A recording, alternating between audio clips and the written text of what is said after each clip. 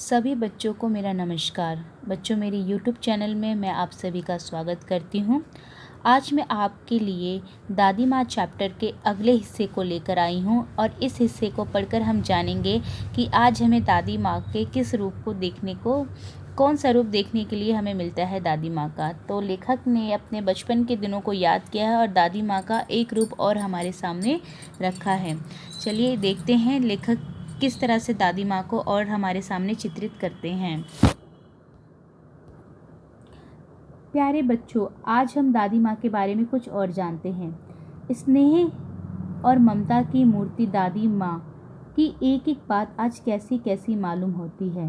परिस्थितियों का वात्य चक्र जीवन को सूखे पत्ते सा कैसा नचाता है, इसे दादी माँ खूब जानती थी।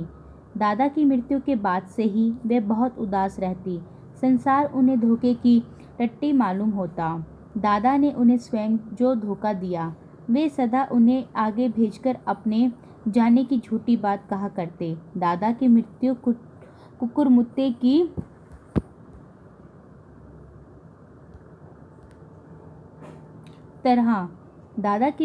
बाद कुकुरमुत्ते की तरह बढ़ने वाले मुंह में राम बगल में छुरी वाले दोस्तों की शुभचिंता ने स्थिति और भी डामाडोल कर दी। दादा के श्राद्ध में दादी माँ के मना करने पे भी पिताजी ने अतुल संपत्ति व्यय की।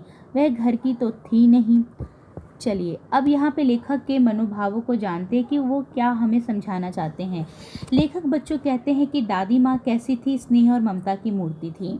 ठीक है, स्नेह और ममता की मूर्ति मतलब माँ का प्यार। स्नेह क्या, जो उनका प्रेम है, स्नेह से प्रेम को हम लेके चलेंगे कि जो उनका प्रेम था, उनकी ममता थी। जब मैं उस बातों को याद करता हूँ, उसके प्रभाव को महसूस करता हूँ, तो मुझे एक एक बात आज कैसी कैसी मालूम होती। वो उससे कंपेयर करके तुलना करते हैं कि जो ममता की मूर्त थी, जो स्नेह की मूर्त थी, आज उसको किन किन समस्याओं का सामना करना पड़ रहा है।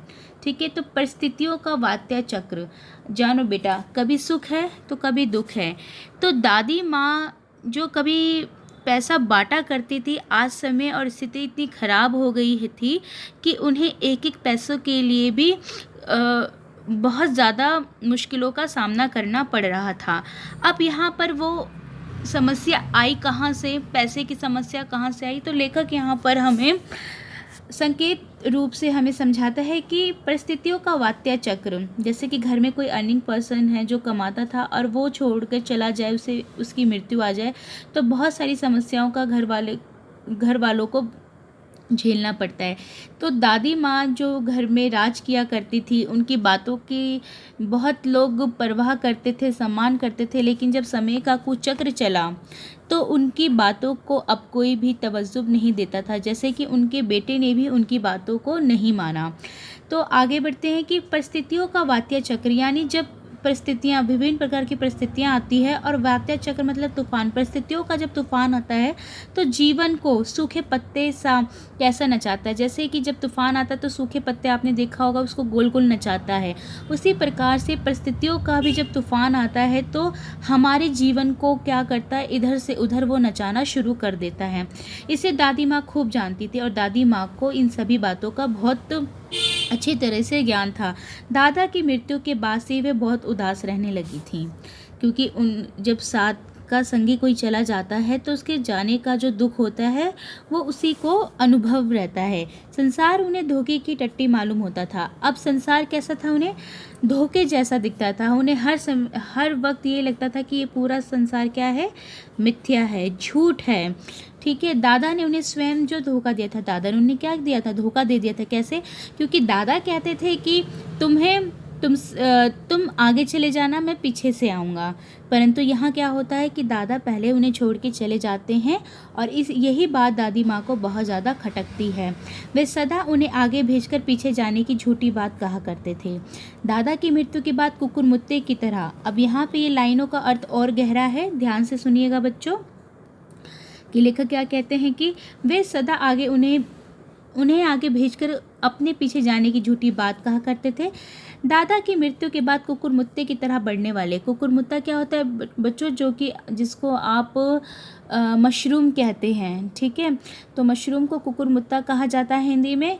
तो कुकुरमुत्ता कहीं भी उगाता है, यानी मशरूम बहुत, इसको ऐसा नहीं है कि आप स्पेशल इसको उगाओगे तो ये उगेगा। अगर इसके बरसात के मौसम में उगने की संभावना है तो ये कहीं भी पैदा हो जाता है, ठीक है। मुंह में राम बगल में छुरी, यानी जिस तरह से कहीं पे भी ये पैदा हो जाता है उसी तरह से जो कुछ लोग धोखा देने वाली प्रवृत्ति के भी होते हैं, वो कहीं से भी आ जाएंगे और आपको धोखा देने लग जाएंगे।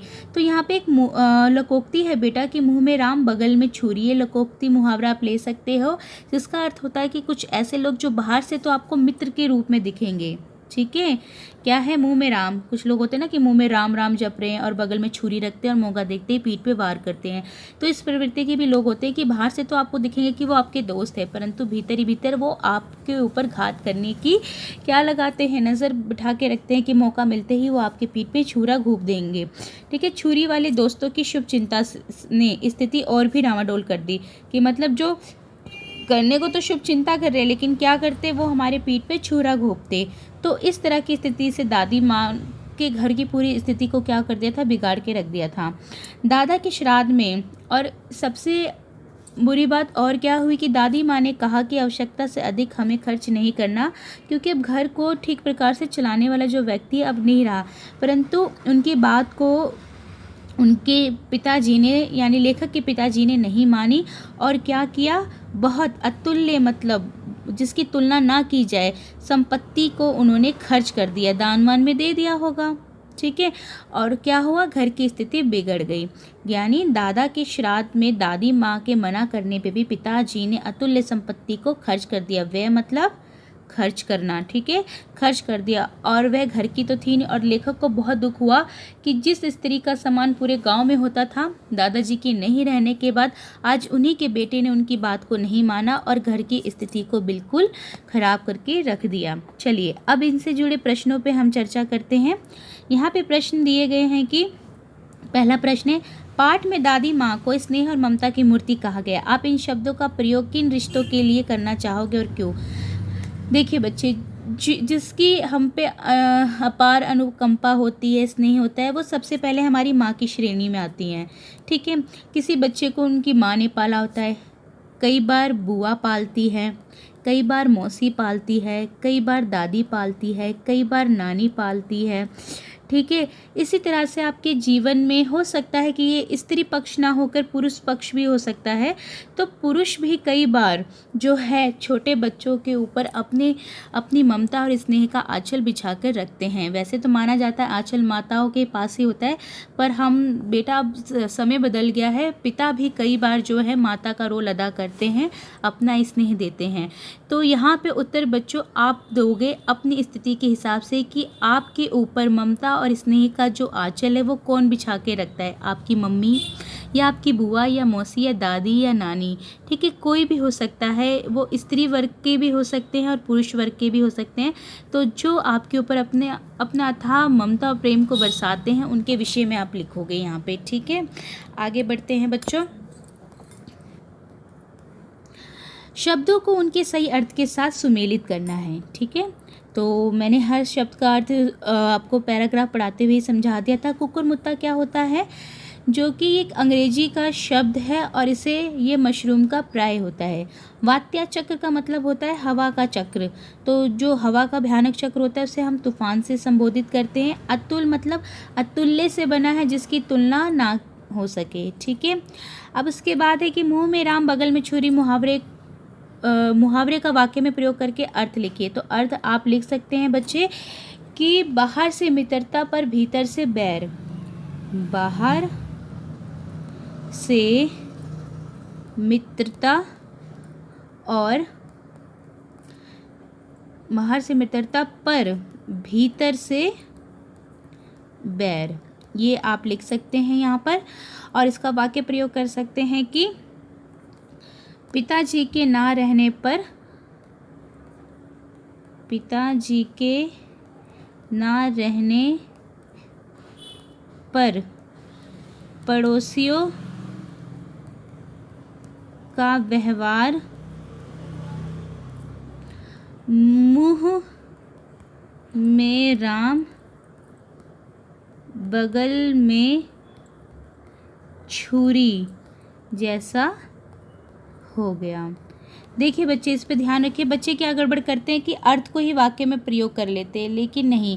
जब आपसे प्रश्न किया जाए कि मुहावरे का अर्थ लिखकर वाक्य लिखिए, तो आपको पहले तो इसका अर्थ लिख देना है, जैसा कि मैंने लिखा। उसके बाद जब आप वाक्य बनाओगे तो बेटा अर्थ को प्रयोग में नहीं लाओगे, इस लाइन को आप अपने वाक्य में प्रयोग करेंगे। ठीक है, आगे बढ़ते। दादी माँ के लिए संसार अब धोखे से भरा क्यों था? दादी माँ के लिए संसार अब धोखे से भरा इसलिए था क्योंकि उन्हें अपने पति यानी दादाजी की बात जो थी बार बार खलती थी। क्योंकि उन्होंने क्या किया था, वो कहते थे कि मैं तुम्हें आगे भेज दूंगा और मैं स्वयं बाद में जाऊंगा, परंतु ऐसा नहीं हुआ। दादाजी उन्हें बहुत पहले ही छोड़ के चले जाते हैं और दादी को यही बात हमेशा उम्र भर सताती है। ठीक है, उन्हें बुरा लगता है। तो आप यहाँ से उत्तर लिख सकते हो, थोड़ा सा अपने आप ही बनाने का प्रयत्न कीजिएगा बच्चे। घर में बड़े बूढ़ों से अगला प्रश्न है 5वें नंबर का, काफ़ी अच्छा प्रश्न है कि घर में बड़े बूढ़ों से उनकी दिनचर्या के बारे में पूछिए, बात कीजिए कि घर में आपके दादा दादी नाना नानी जिनके भी संपर्क में आप रहते हो, वो अपना जीवन जो है, रोज़ का जो जीवन है उसे कैसे तय करते हैं, कैसे वो रोज़ अपने कामों को करते हैं। ठीक है, और फिर उनसे बात कीजिए और उनसे मिली कोई एक अच्छी सीख बच्चे जो आपके काम आ सके, उसको यहाँ पर आप लिखेंगे। ठीक है, जैसे कि मैंने अपने बड़ों से क्या सीखा है कि जब कोई आए तो उसे पानी देना चाहिए हमें घर पर। ठीक है, कोई भी व्यक्ति आए, भले वो बाहर से आ रहा हो, पानी हो उसके पास, फिर भी हमें उससे पानी के लिए पूछना है और उसे पानी देना है। ठीक है, एक ये अच्छी आदत होती है। उसी प्रकार से आप भी अपने बड़ों से एक सीख ले सकते हैं कि हमें क्या सीखना, उनसे आप क्या ज्ञान प्राप्त कर सकते हैं, वो आप लेंगे, पूछेंगे और यहाँ पर अपने उत्तर को लिखकर अपनी अध्यापिका से चेक करवाएंगे। तो उम्मीद करती हूँ ये वर्कशीट सभी बच्चों को अच्छे से समझ आया होगा। कहीं ना कहीं लेखक की दादी माँ आपकी दादी माँ जैसी ज़रूर दिखती होंगी, उनका जो व्यवहार था वो कहीं ना कहीं हमारी भी दादी के व्यवहार से मेल खाता होगा। वीडियो अच्छी लगी हो तो वीडियो को लाइक कीजिएगा, चैनल को जिन्होंने सब्सक्राइब नहीं किया है प्लीज़ सब्सक्राइब भी कीजिएगा, और कोई दिक्कत हो तो कमेंट बॉक्स में आप मुझसे पूछ सकते हैं। इन्हीं शब्दों के साथ मैं वाणी पे विराम लगाती हूँ। वीडियो देखने के लिए आप सभी लोगों का बहुत बहुत धन्यवाद।